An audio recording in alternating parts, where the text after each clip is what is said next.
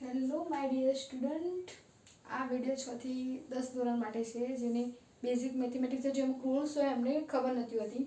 તો basic algebra છે, no doubt બધાને ટફ પડે છે, બટ આમાં આ 4 કોમન વસ્તુ તમારે ધ્યાનથી જોઈ લેવી જોઈએ.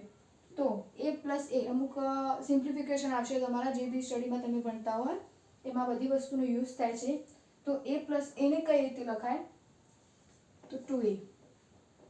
એ જ રીતે a minus a of course 0 n a cross a એ ગુણાકારમાં હોય, અથવા a ડોટ a આવું પણ અમુક જગ્યાએ આપ્યું હોય તો એને a સ્ક્વેર વડે લખાય.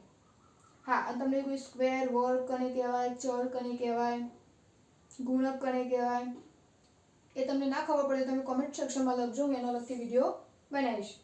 a ડિવાઈડ બાય a એટલે 1. તો આટલું તમારે સમજવું ખૂબ જરૂરી છે.